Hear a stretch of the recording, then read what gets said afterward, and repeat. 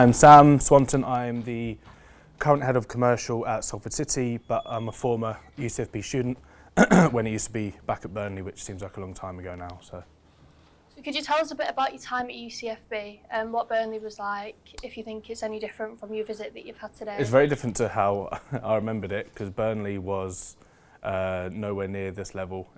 I was only in the second year of UCFB ever being UCFB, so everything was still quite new. Our lecture halls were boxes at Turf Moor. Our halls were an old hotel, whereas now this is very different and much more improved. And at the time we'd heard about all of the plans to go into Wembley, the Etihad, then obviously Melbourne and Toronto and wherever else it is now, which at the time we kind of thought was quite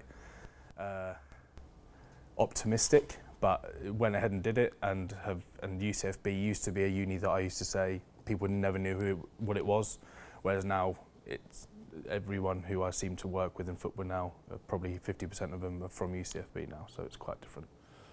So you did marketing, and you were also the student union president? In the third year, yes. How was that? Tough. We had someone do it the year before, and obviously everyone has an idea of freshers. Everyone goes to uni to learn, but they also go for a decent freshers week. So they asked me whether I wanted to do it in the third year, which was fun. Again, it's a lot of work when you had to hand out tickets for Turf Moor, when we used to get free tickets, and juggling the dissertation with all the stuff that goes with running the SU was a lot easier than my friend who did it, who I think went to Sheffield, because they had a much bigger student base, whereas UCFB was a little bit more easier to control. But it was tough, but it was enjoyable. Do you think balancing all that work helped prepare you for your future job? Yeah, I think there's a lot to be said about time management, and it sounds really cliche about how you manage your time and everything. And I never really was overly great at it when I was at school. But when you had to realise that your dissertation was due in, I had a bit of a wake-up call, to be completely honest, before Christmas for my dissertation. There was part of the module, I think it was the ethics form, that was due in before Christmas, and I just completely bad it off and said it'll be fine, until it was due in 3 days. I'd just not done a thing, and that was a bit of a wake-up call. And then it was just about making sure that you had a rota or a plan of sorts and just sticking to it. But yes, it definitely helped me when I went into work. So from UCFB, you went to MK Dons, and you went into a career that you didn't see yourself going into. Could you tell us a little bit about that? Yeah, I studied marketing for 3 years. Marketing was never the plan. I wanted to be a copper in the Met, to be completely honest. Saw this university fair, saw UCFB in the corner and stuck it out, so did marketing. And then after uni, I was going to go and work for the new campus at the Etihad, at Wembley, but it never came to light. So my friend texted me saying, "I've just got a job at MK Dons, so you up for it?" I'll be completely honest, the money was, I was about to say crap, but I just said it then, it was crap. But I thought I just wanted to get a foot in the door. It was a customer services rep, which we all know is a very shiny way of kind of saying you do everything. You kind of do a bit of everything. So I was working in the ticket office and doing a bit of the retail.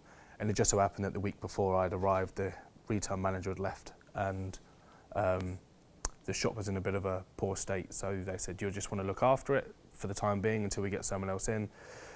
They never got anyone else in, they just kind of left me to it. So I fell into retail side of football, which again for me was never really a job. But then as a football fan, Arsenal fan for my sins, you always talk about football kits and your favourite football kits from the 80s, and I wasn't born in the 80s, 90s, and that bit then you work out, then you actually start to realise that there's a lot of marketing based in retail and the campaigns, and I just stayed in retail until May last year. So you had a few different roles at MK Dons. Yeah. Was it a big step up in your day-to-day role? It was. Initially it was just it sounds quite morbid, but it was essentially restacking shelves, making sure that things were sold through properly. I never really had any say in what we ordered, what we designed.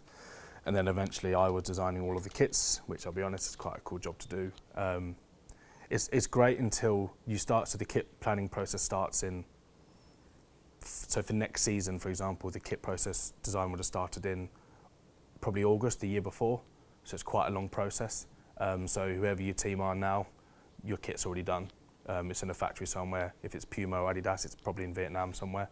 Now that's great, but when that's someone like me, who has literally been from the yes-no process of certain kits in August, and then all of a sudden you're launching them in June, and then you've got Joe Blogs on Twitter going, that's crap. They're like, great, nice one, thanks. You've spent literally 11 months putting your life and soul and going, that's a really good kit. And you've seen these 3 kits, home, away, and a third kit, and a goalkeeper kit, and you think that they're the best thing ever. You want it to sell great. There might be a 99-year or 100-year anniversary where the badge might be different on the third kit, and you've got different campaigns and launches, but then one person on Twitter goes, that's naff. You go, great, thanks. And it kind of knocks you a bit. So there's a lot of build up towards it. So that started to become a lot more of my remit. And then all the other bits, which are your scarves, your badges, your hats, the kind of the entry level things. And then it was just more about bringing in the campaigns, Christmas, Easter, Mother's Day, Father's Day, Valentine's Day, anything that you can turn it into money, which is quite an Americanism really, which, you know, Valentine's Day, I think the Brits have kind of accommodated and adopted and saying, yeah, we'll make money out of that. It's the same as retail, is what can you turn an event and how can you monetize it into product or into a campaign. So, do you feel like it was a different experience when you moved on to other clubs in a similar role? Yeah, so I was at MK Dons for 4 years, and I don't think I need to be political about it. MK Dons aren't the most liked club in the country, the world. So I was quite used to that, and it was quite, you know, the tribal mentality of who MK Dons are, the history, and the backlash that came with it. So when I moved to Wigan, Wigan had a very different backstory where, I don't know if people know, but it used to be run by Dave Whelan, who took Wigan from what is now League 2 to the Premier League and sold it. Retail was outsourced to what, I don't know if you guys remember JJB Sports, but it was the best thing ever at the time. They essentially did retail, so they brought it in-house, so that almost had a staple, that almost had a foundation already. So retail was easier in Wigan, but then Wigan, you have constantly combating against the rugby side of it, and it's a rugby town, and you've got no fans and all that stuff. So that was a bit different. It was easier, but then you also had a larger job to make sure that you got the kits right and you got the wider product range correct as well. And you worked at Wigan during COVID, is that right? Yes. Did that affect your role at all, or the sales? We had to think on our feet. Unfortunately, we got put into COVID, was it in March, about 5 years ago actually, around now.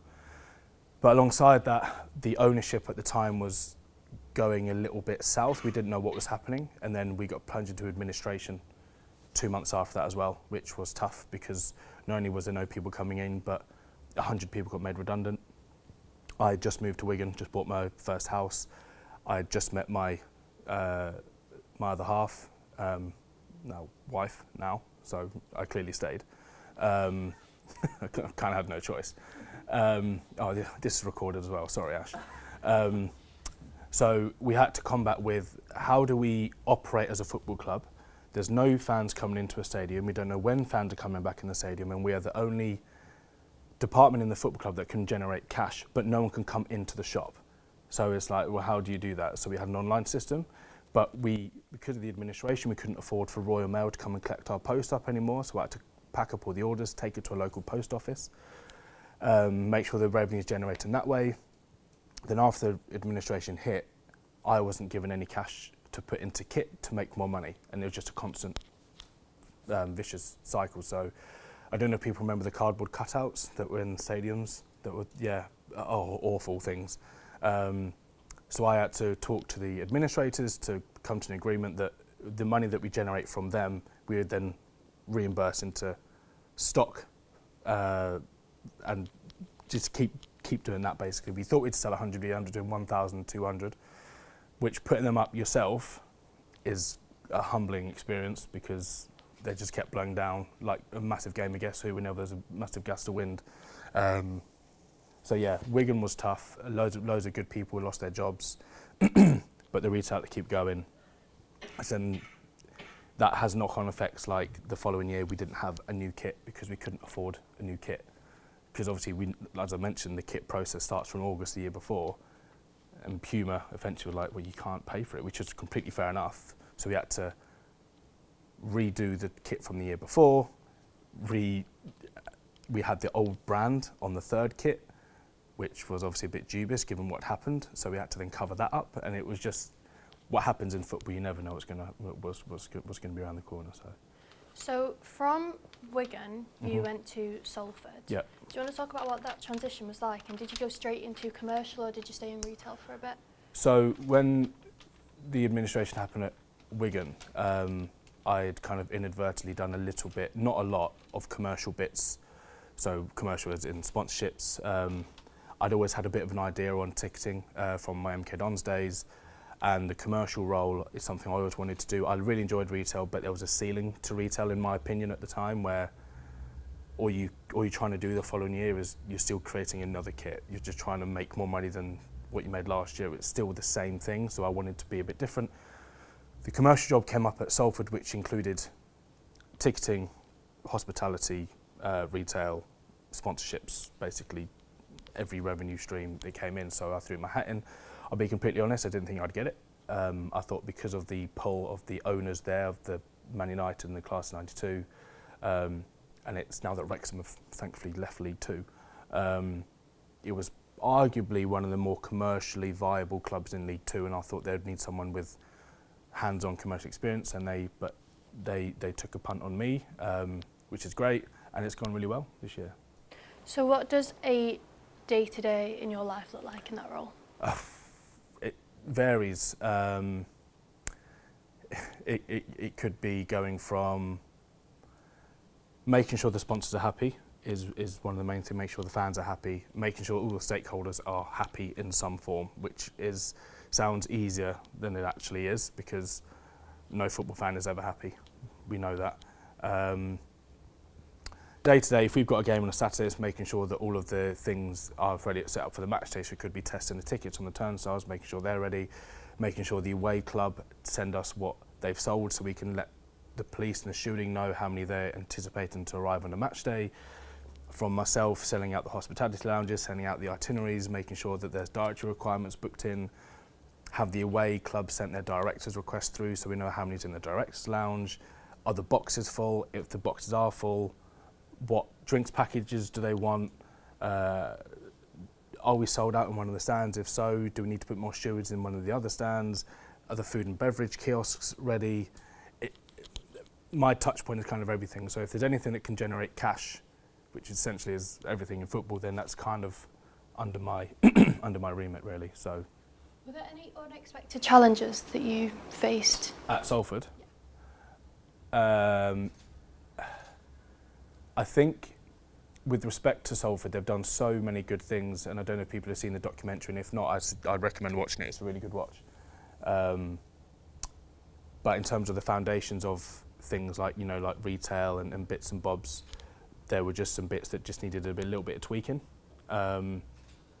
So it's kind of just trying to make sure that the club and we've got 750,000 people on social media who follow us, because realistically there's a lot of interest in Class 92, but it's maximising that and understanding, do we know who these people are, where are they based, how do we better use the data to go out to these people and say, you've actively liked us on Instagram, we've not forced you to, you've actively said, I want to follow you, and how do we turn that like into a ticket purchase, into a shirt purchase, into, whenever United are playing on a Sunday, we know because the ground seems to be busier on the Saturday, because loads of fans from Scandinavia, from Europe, from the States, from Australia come over on the Thursday, watch a game on the Saturday, usually us or FC United of Manchester, watch United on the Sunday, and then they go back on the Monday. So it's how we better use that pool of fans. Would you say that you've got to be forward thinking in your role? Are you always thinking about new sponsorships you could get, new collaborations? Yeah, you have to be, really, because football, you'll spend all summer, when people say, oh, you've got the whole summer off. It's like, no. You spend all summer preparing for the season. Then the season starts, and then you go, right, I'm going to do all of that stuff in January. Let me just get the first start of the season done. Then January hits you, and then it's like a landslide to April every year. And I've done it for 10 years. And it always creeps up me. So football is my life isn't January to December, it is literally June to July. And my wife hates it because her life is a fixture. She's married into football.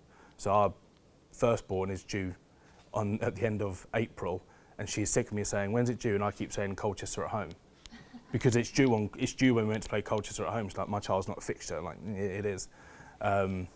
So it's always thinking of next season. If you're going into marketing, or it could be anything, in finance, media, whatever it is, for example, next year, it's Salford's 99th birthday.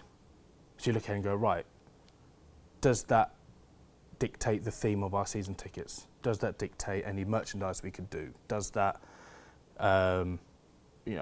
what does that mean? And if you know that, okay, in 5 years' time is another big anniversary, do you want to take that now for a quick sell, or do you put it on the shelf and make sure you maximise it properly when it should be maximised because you just want to make a quick pound now? So you always have to be forward thinking, but at the same time, you have to not lose focus on what's going on now, because I know in football there's a lot of times where you're so busy looking over there that you forget what's going on here. And you're so busy trying to find sponsors, for example, over there, you forget that you've already annoyed the ones that are here because you've not given them any attention or anything. So you do, but without neglecting today. Could you give us any insight into specific sponsors you've worked with, whether it's been a challenge or like an example of how you work with them? Every sponsor is different. Every sponsor sees a value differently. So for one sponsor could say that they want to sponsor Salford because of our community outreach, whereas another sponsor would say you've got 750,000 followers, we want a bit of that. So the value they see is different. Then you get some values in football, some sponsors who just have a ton of money that they don't want to do with it, and they just say, and there might be a lifelong fan and say, I'm just going to sponsor your shirt just because I can. They're the easy ones because they're very easy to maintain. The other ones are, at the end of the day, you sign a contract with a sponsor, and within that contract is usually a financial value that they would pay the club, and in return, you might give them a front of shirt, a stand sponsorship, a perimeter board, an LED, an amount of hospitality, a certain amount of social media posts, a weekly strand of content, which could be the line-up posts or whatever on Instagram. As long as you do that, and as long as you go through your spreadsheet and you're going, yep, done that, tick, tick, tick, and you get to about now, and you go, everything's ticked, what about next year? Or your 5 year your 5 year contract's up, do you want to extend it? That conversation's a lot easier when you've ticked everything off. Or they'll come to you and say, well, I would, but I had 500 tickets to go out to the community and you've not given me any tickets. And you kind of go, oh yeah, sorry. So as long as you do your job and you deliver it, and there's a good rapport, and you know whether to call them sir, to call them mate, to shake their hand, to buy them a pint, you know that everyone is different, then it should be okay.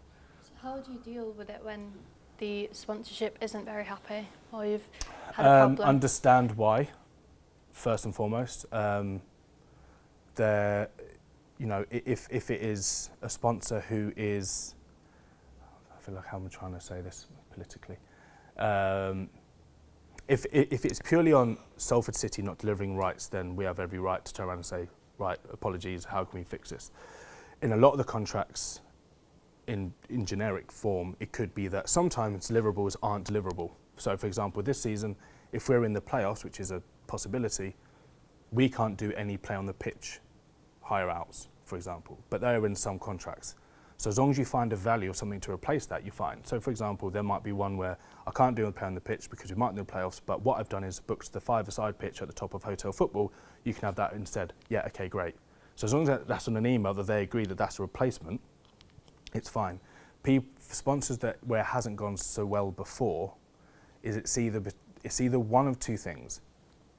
Generally, it's that we haven't done our bit and we haven't delivered it properly, or there are some times where you can only do so much, and sometimes it's just not worked, it's just not clicked for whatever reason, and you just can't do anything to fix it. And sometimes you just have to do everything you can to limit what they can use against you. But thankfully at Salford, I've not really experienced it that much at all. and that's just down to myself and Mo, who works with me, just making sure and just keeping that good relationship with them on a day-to-day basis, really. Do you feel like working with the class of 92, there's high expectations with deliverables, or do you think it makes it a bit easier that you've got these benefits, like the five-a-side pitch that you can offer? Both. It's great for me to be able to use them and increase value. However, getting them all in a room together is challenging because they are here, there and everywhere. You know, you see Gary on your TV every weekend. We have to book, you know, we've got a five-a-side booked in at the end of, or at the beginning of next month, and I booked that in October, you know, to make sure that, right, I need them booked in that day. And that's like, yep, 10:30 on 3rd of April. I'm like, right, okay, it's October now, but that's fine. So yes, it's great to use them, but I've also got a duty to make sure that the value of using them isn't watered down. For example, if someone, I could be dealing with someone who is a local tradesman who is a Salford City fan through and through, might not have the budget, a marketing budget of a multinational company, but they are putting 100% of their marketing spend into Salford because he loves Salford. But that could only be a perimeter board. But I say only that, I still need to treat that with as much respect as other people because he's put 100% of his marketing budget into Salford. Just because he can't afford a 5-figure or a 6-figure asset, that's not his fault. He could if he would, but he can't. But at the same time, he can't expect, or that person can't expect, or that company can't expect, can I have a picture with Ryan Giggs stood behind my board? So I'd love to, but there's a value to that. And if I start doing it for everyone who are paying the entry level amount, then the people who are paying top dollar are saying, well, why am I paying this much? So it's about managing the expectation, and I think the best way to do that is kind of put the expectation in straight away, which is something I like to learn. So for example, my first game against Port Vale at the start of the season, we had Roy Keane. He comes to a lot of the games. He's not an owner, he's just a fan. He genuinely just likes to come watch the games. And I had a little lad come up to me and say, can I have a picture of Roy Keane? And I promised him, which I shouldn't have done. I didn't really know how they worked. I went, yeah, of course, I'll make sure I do it. But then I quickly realised that Roy normally tends to leave early. He just goes and miss the traffic. So when this 7-year-old comes up to me at the end of the game with these big puppy dog eyes saying, where is he? And I'm going, oh, he's gone. I'm really sorry, he's gone. And so in future, it's always, I'll see what I can do, but you can't promise it. So we're a small club in terms of capacity, but some of the people we get through the doors are very high end, you know. So how do you build rapport with clients if sometimes you have to manage tough expectations? Because I think it's about, I think a lot of them know, and a lot of them don't expect to have access to them. Sometimes it's just by chance that they might turn up to a game as part of the contract. They might have 4 tickets to a game, and they might just happen to see one of them going into the car and they get a picture of them. That's just a nice thing to do. But as long as they understand the reasons why, and I'm not just saying no, I always try to say to my guys, don't say the word no, which sounds really like one of those sales pitches like on Wolf of Wall Street. It's not that. It's, if someone says, can I do this? And you stand there and say no, it's just a barrier straight up. Okay, fine. But instead, if you hit it back with, I'll see what I can do, but if I can't do that, I'll do this. At no point, you've said no, but without saying no. So you're trying to manage their expectations by saying, you know, can I go and have a picture with Roy Keane? I'll see what I can do. He usually leaves early, but if not, one of the other owners might be there. But again, I can't guarantee it. Is that all right? Yeah, that's fine, no problem. I've not said yes. I've not said, yes, you can. Yes, I'll go and get them for you. I've basically let them down softly without saying, no, you can't do that. So with the sponsors, it's just more letting them know straight away that if they want this, that's fine, but there's a value to that. And if they don't want to do it, that's fine, because other people already have, and it's not fair on them. And then it's kind of understood. How important would you say the commercial aspect of Salford is in terms of the entire club? Does it bring in a lot of the revenue? Yeah, I mean, commercially, if you were to use 100 quid as an example, you're talking £70 of that is commercial. Maybe 60-ish, about 60% is commercial, maybe 30% is ticketing, 10% is retail. So every club will change. It will be there or thereabouts, but with us and who we are and the amount of money that someone might want to pay for our front of shirt to rub shoulders with the likes of Gary and Nicky and Paul, or pay for, with respect, another League Two outfit where they are just I don't want to say normal, but they are a League Two outfit without owners of interest, there's a value to it, so I can put a value on that. So it's about finding that right value, but at the same time is, the commercial income is certainly the biggest chunk by a considerable distance. Is it ever a challenge managing that responsibility? So are you more on the people managing side, do you look after people in your department, or is it more managing sponsors, looking after them? Both. We've got a modest team at Salford. We've got, I think it's we've got 2 full-time members of staff, 3 or 4 part-time. It's not huge. You'll find that it's a case of a lot of football clubs that people think there's this massive, staff base. It isn't. But it's little things, like making sure that the ticket office is manned tomorrow and Friday so that I can go and do my meetings on a Thursday to make sure that, like I say, that the ticket scanners are tested, because if on a Saturday you realise they're not tested, it's too late to fix them, and making sure that the retail stock is stocked up. And when my touch point is everything, it's if something falls down, ultimately it's on me. So it's making sure that everything's ticked off. I feel like at UCFB we're always told that if you want a career in football, it's not the route to go down if you want a 9 to 5. Have you found that yourself? Yeah, don't. If you like, I mean, to be completely honest, it isn't a 9 to 5 job. It never has been. It never will be. I can't imagine having a job. I mean, my mate is I think he's an engineer or something, and we always have a joke because he always says, "Oh, I've got my 2 weeks off at Christmas now, and I've got my weekends off." I've never had that ever, but that's part of my life, so it doesn't really make a difference. But at the end of the day, you're working Saturdays at 3 o'clock on average every other week. In June, when the fixtures come out, that basically dictates your life for 9 months, but not just yours, your girlfriends, your boyfriends, your mums, your dads, because they know that if they want to book a holiday in April, they go, "Oh, when's Sam doing this?"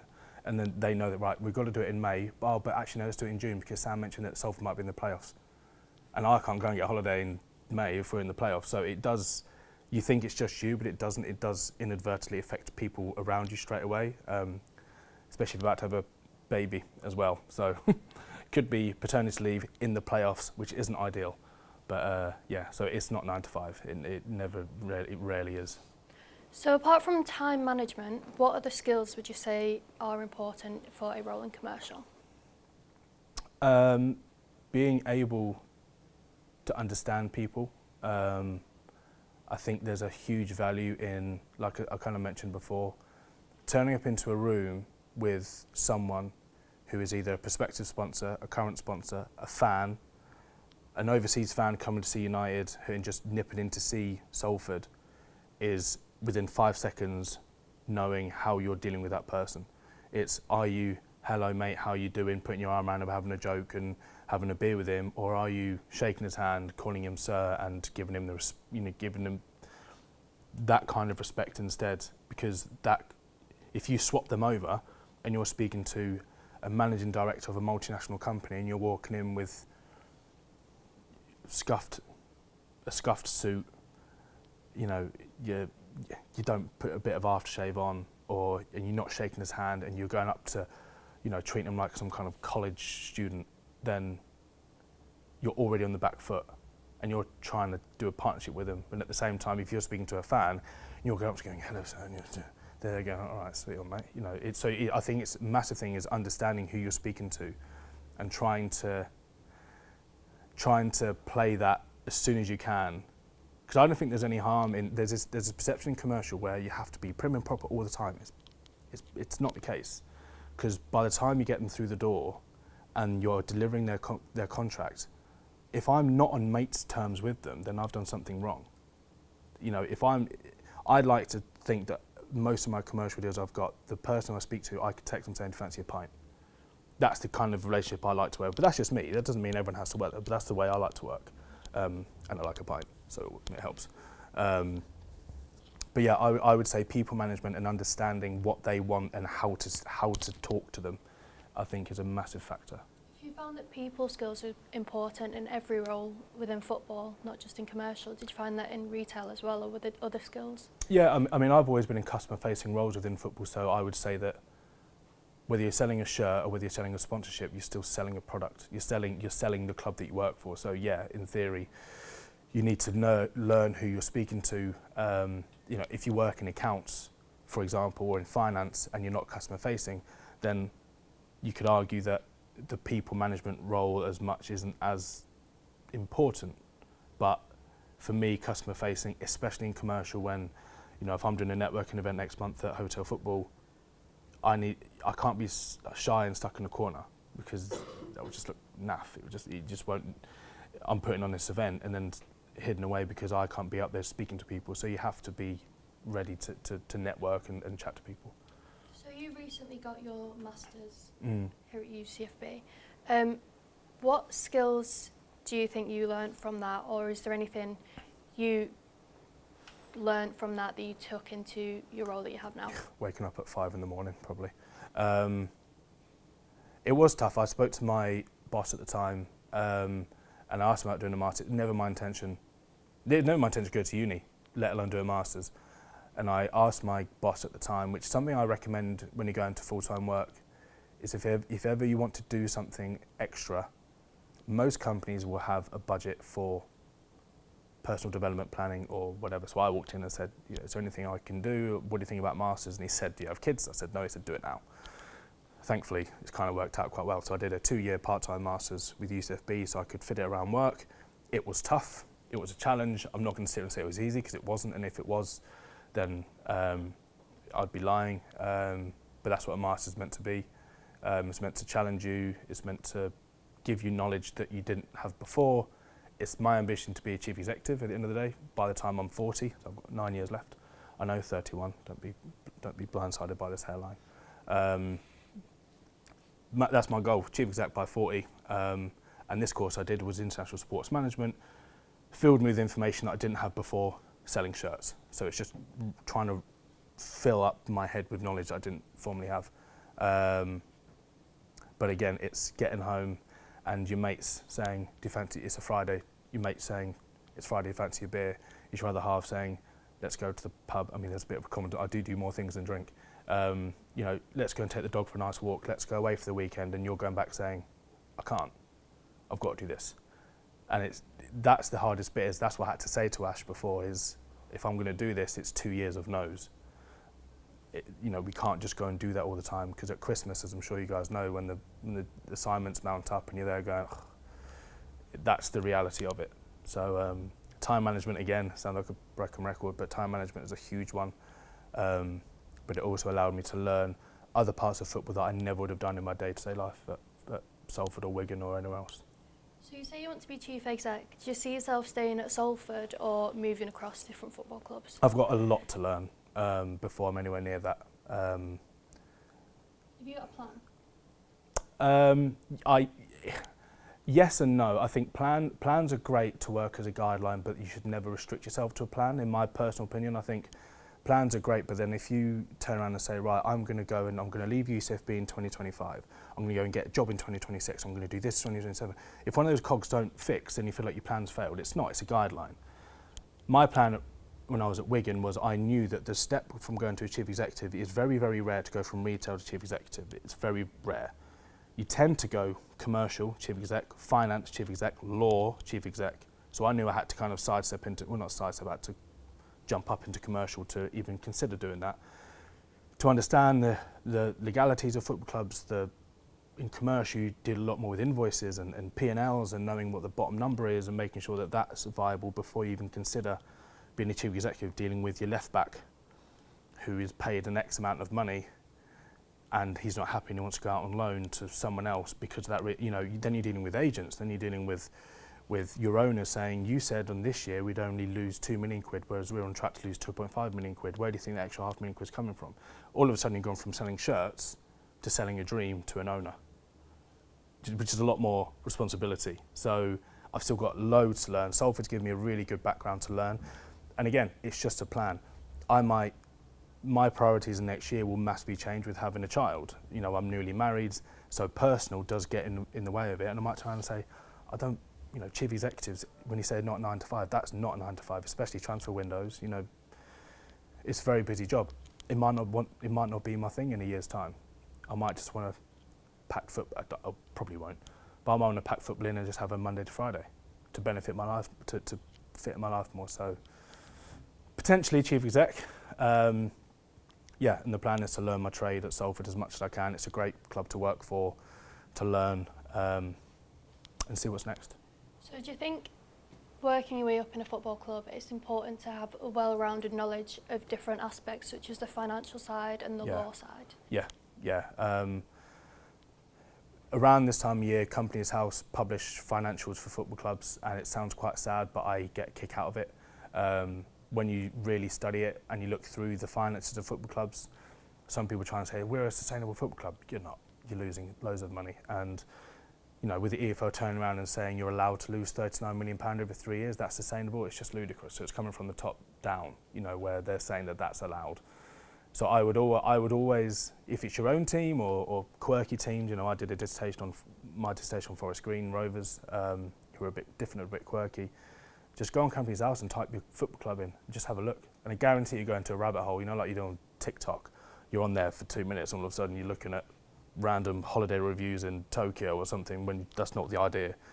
You could go into Companies House and try and find something and all of a sudden you're looking at the 2017-18 financials for Doncaster Rovers and there wasn't a plan, but you start to compare it.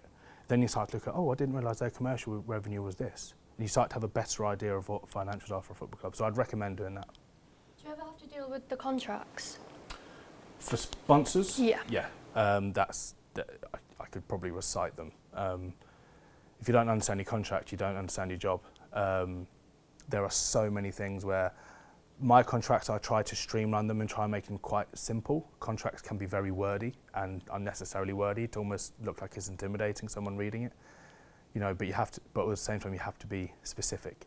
For example, it could be that a sponsor has one photo shoot with 4 players at a location and a time to be agreed by SCFC, and that way everyone knows what's going on. But yeah, contracts are part of my weekly writing or reading. And working in commercial, you must go to a lot of networking events. Have you ever found yourself in a place where you thought you'd never see yourself, or you've been starstruck by meeting players or anything like that? Oh yeah, Ian Wright. Yeah, I've never been starstruck really by anyone. 2 weeks ago, Ian Wright rocked up to Salford City and I was like, oh, I think my voice went up about four notes.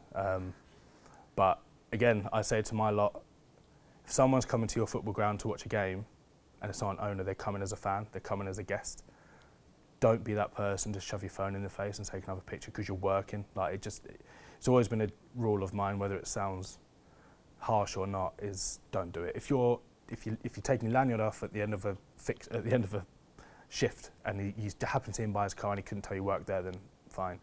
But yeah, when Ian Wright turned up as an Arsenal fan, that was a bit of a, ooh, okay, I'm testing my own rule here, but I couldn't. I did nearly ask him for his name as he turned up on my checklist, but I thought I can't do that. Yeah, that one was a difficult one. But when I met the owners for the first time, at Class 92 owners, honestly, within 5 minutes, they're just my bosses. And they're really, really, really nice fellas. So it's easier. Do you find it difficult with scheduling changes? Like, if you make the playoffs, you'll have to adjust your job. It's a pain. We're meant to play Doncaster on Saturday. That's been called off because they've had international call-ups, so that game's going to be moved to Tuesday night. People go, I hate Tuesdays. I'm there going, result, I've got a weekend off. So that can be a pain because then Doncaster is a Category A fixture, which means we can make more money because we sell the tickets for more money. But then Doncaster, we have an away-in that fits about 1,300. It might now mean that Doncaster might bring 800 as opposed to 1,300 quid. We've already put in the budget that we can sell 1,200. So, and then are people more likely to come on a Tuesday night with their kids and their family? Probably not. Tuesday night games mean as well that you can watch every EFL game on Sky Sports Plus. Would you want to go and watch a game, or you already pay for a Sky subscription? I'll just watch it at home. And that's not just a ticket, that's the pint, that's the pie, that's the shirt, that's the scarf, that's the, so it's a lot of things. So it can impact a club financially. But if you're talking about playoffs, then if you're trying to reach the playoffs, it's a welcome extension of your season. But if you're in the automatic positions and you drop into it, it's a pain in the arse. I don't care what anyone says. And that's why a lot of people who drop into it, who are third or fourth, they very rarely make it up because they're gutted. So. What aspect of your job do you think is the most rewarding? I think you see a lot of your work on TV, which is quite, that's a nice little perk when you watch ITV on a Saturday night, the highlights, or your club's on Sky, and you know that you've done a deal, not these big multinational ones, but you've done a deal with a local business that have maybe bought a perimeter board, and you watch it on TV, and you've gone through the design process of their board, the installation. You let the guy know that it's already been put in place for Saturday, and then on a Saturday we score a last minute winner and they're doing a knee side in front of that board, and that person's texting you saying, that's class. It's rare, don't get me wrong, but it's really nice to get that image, that content, because to you, you know that realistically, how many people are going to look at that board and go, oh, I'm going to look at it now. They might do, they might not, but to him, the value is invaluable. So it's nice across the board where you're a custodian of a football club. You're never an owner of it. You're only working on behalf of fans. And I feel quite strongly about that, which is, I work for Salford now. Salford's been a club since 1940. There have been fans of it before it. There'll be fans of it after I leave. I'm just doing the best that I can whilst I'm there. And as long as I leave it in a better place than as I found it, then I'm happy with that. Do you face a lot of challenges during cup games because of the different season tickets in hospitality? Yes. So we got City away in the FA Cup, and if people knew what the score was, I'd rather you didn't remind me. We lost 8-0. But before that, you got the professional and the personal side of it. The professional side of it is gone, this is great. We've not budgeted anything for cup games because you can't. But you get 50% of the gate, you get TV money because it's going to be on TV, and everything's like, this is amazing. The personal side of it was I was going to my family's for Christmas, and it meant that I had to be in a car with a pregnant woman at 5 a.m. on Boxing Day to drive back up to work the Barrow game on Boxing Day to make sure we're still selling tickets for City away. So it's like, oh, that's great. Oh no, that week off I was going to have in January I now can't have because it's going to take over your life. But cup games are good, they're great. Plymouth would have done well this year out of the FA Cup. We did, I don't know the exact figure, but it was 6 figures additional to our budget that we didn't expect. So cup games are definitely tend to be more beneficial than a penny. They're only a penny in the arse for people that work for the club. For everyone else, it's great. So yeah. Do you think there's any challenges that you haven't already said about working in a football club compared to a normal industry? To be fair, in 10 years I've had my fair share. I've done redundancy, I've done COVID, I've had 3 relegations, I've had 2 promotions. I've had 4 relegations, 2 promotions. So I've literally had everything there is to do with in football.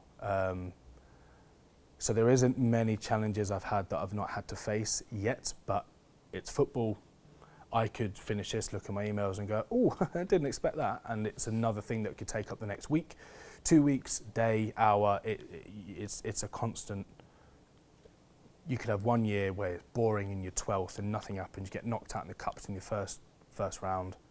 Then the following season, it's the best season of your life and no one expects it. So that's the good thing about football, is every year is literally different, as opposed to other industries where your 9 to 5, you could probably write down your year almost, whereas in football it's impossible to do that. So with these relegations, when you go down, do you feel like there's a hit to the morale of the workplace? Is there a lot of fans that work in the club? It depends really, because relegations can hit. So when I was at MK Dons, they just got promoted to the Championship, and I think there was almost a bit of a collective understanding that none of us expected to get promoted here. We were kind of in the Championship, and like, how did we get here? So when they got relegated, it wasn't that bad, because it was like that was fun. Almost like, with respect to, say, you know, when Luton went up to the Premier League last year, when they got relegated, it won't be as hard hitting as, say, if, you know, I was about to say something there which I probably shouldn't, but something about Man City. But let's say, I don't know, let's say Tottenham, for example, which I'll enjoy saying. Let's say Tottenham had a really bad season, they went down. Their impact of relegation is hit harder than Luton, because Luton are probably preparing for two different budgets of a staying up or a relegation. I would very, very doubt that Tottenham would have a budget in case they get relegated. It should. I'm joking. So it depends on the context, it depends on the planning. League 1 to League 2 isn't much of a hit. Premier League to Championship is a huge hit. Championship to League 1, I firmly believe that the gap between the Championship and the Premier League is becoming as big as League 1 to the Championship because of the parachute payments. So I think now that's starting to be a bigger hit. If Salford get promoted to League 1 this year, if we drop down to League 2, I don't think it will hinder us financially that much. And the fan base, the loyal ones, will stay no matter where you are. So, is it difficult with sponsorships if people are unsure if they're going up or down? If you're prepared and there are clauses in the contract, you should be fine. So if you're going into a multi-year deal, as long as you've put in there without sounding negative of going, here's a deal that if we get promoted, it's going to be X percentage increase. But if you get relegated, it's going to be X percentage decrease. You don't want to put that in there because you're almost setting yourself up saying, if we fail, don't worry, you'll pay less. It just sounds a bit. But as long as there's a little bit of an understanding that, look, if we go down, there's a media value that's decreased, therefore that would be reflected in your contract. So as long as you're prepared and no one's sat there going, what happens now, then it's fine. Have you ever had to deal with any sort of controversy with sponsorships or the media where people have been unhappy with who you've collaborated with? Not me personally. Obviously, we had betting is now getting kind of pushed out of football now, which I think can only really be seen as a good thing. Alcohol, we now have Fireball as our main sponsor at Salford, which are a great company to work with. I thought that there was a possibility that some fans might not like the alcohol element. We had no bad comeback at all, which was great. But no, I mean, I think if you do your due diligence on it properly, and if you go and sign this random sponsor and someone digs into them, on Twitter now and Facebook, it takes 3 searches to find someone and dig up something that they said 10 years ago. It's the same with businesses. And if someone wants to come on board with us and I've not done my searches right and someone digs something up, then that's on me. But thankfully, we haven't really had any major controversies, to be honest. So, are there any particular achievements that you've reached at Salford, with whether it's a sponsorship or partnership? I think we're due to, we're definitely hitting the highest retail revenue this season. Ticketing, I need to check, but I think that's nearly there. And commercially, I think we've surpassed last year as well, which is great. At the end of the day, as long as I'm making more than the previous year, then my owners are happy. If I'm not making as much, then that's when I've started getting emails with the little exclamation mark. So at Salford, there's still a lot to do. It's a lot about building the foundations. I think one of the better things I've done, which I'm quite proud of, is the NHS patch that was rolled out in the EFL during COVID. I did that, so that was quite a cool one. My sister works in the NHS. She said, what can you do in football? And I said, oh, well, we think of this little emblem we can put on shirts that we can sell, because we didn't want to exploit fans to say, you need to buy a whole nother shirt, so how can we better the shirt they've already got? So we thought, right, spend a £5, proceeds go to the NHS. And then the EFL ended up getting my idea and running out to the whole EFL, that was quite a cool thing. So. Oh, nice. Can we talk about some advice that you give to students, whether they're looking to go into a commercial role or a retail role? I think in any role, just throw yourself at anything, because you don't know you might not know what you want to do yet, and that's completely normal. And don't kick yourself if you don't, because I didn't. I didn't know that I wanted to do retail whilst I was doing retail. So when I was at UCFB, I went to Orlando to do coaching. No interest in doing coaching. I did an operations internship at Wembley. no interest in going in operations, but I thought I'd test it out and see what's what. I would never look at anything and say, I'm not going to do that because it's not what I want to do. You don't know if you want to do it or not. Worst case, it confirms what you already know, which is you don't want to do something. But in the commercial world, I would just say learn as much as you can. Look at Companies House, understand financials of a football club. Go on football clubs' commercial parts on their website and look at their commercial deck and understand what values are. What would you pay for a perimeter board in League One? How does that compare to the Championship?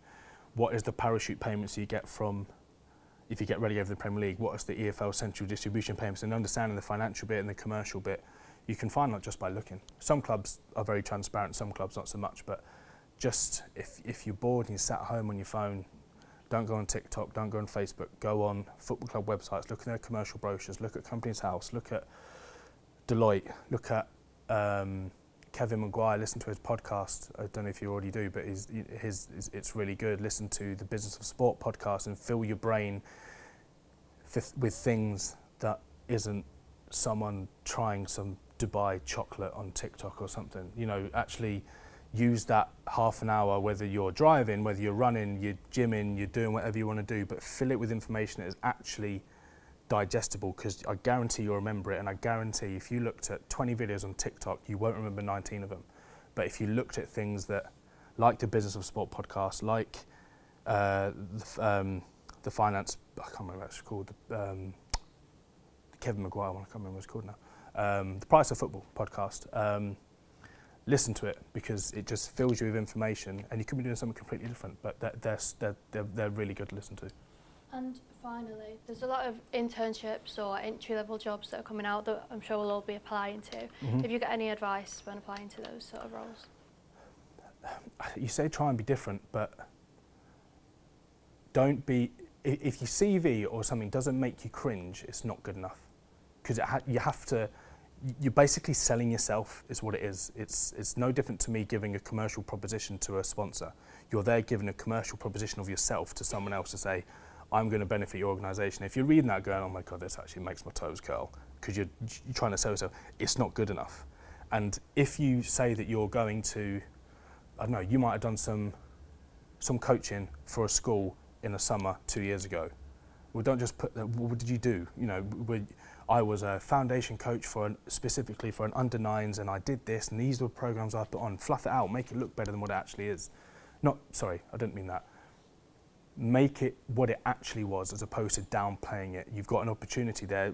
I read CVs all the time, and I don't know anyone from Adam, and I'm reading them on a Word document, which is quite outdated, if you ask me.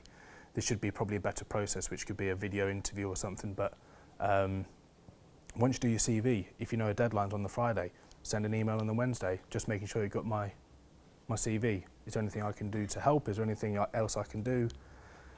Just try and stand out. That's all I can say. And make sure, honestly, this sounds so rudimentary, make sure you go through it, there's no spelling mistakes. It sounds really snobby. If I read something and there's a spelling mistake, and there's so many things out there now, the lad who works for me, I don't think you'll mind me saying, he's dyslexic. And he uses a lot of different softwares and programs when he sends emails out to different people, and he's spot on every time. And you know, I'm not saying that should hinder anything, but if he can find a way of making sure that he is grammatically spot on, then for me if I read something I can see it's just a really lazy error, I stop reading. Because if I need you to send out a really, really important email, if I'm on paternity leave, to a sponsor that's worth X amount of money, and you're not giving it that, you're trying to sell yourself to me, how can I trust you're going to do that to someone else? So that's what I'd say. Thank you very much for that. Has anybody got any questions? You mentioned it, you're sort of aspiring to be a CEO. Yeah.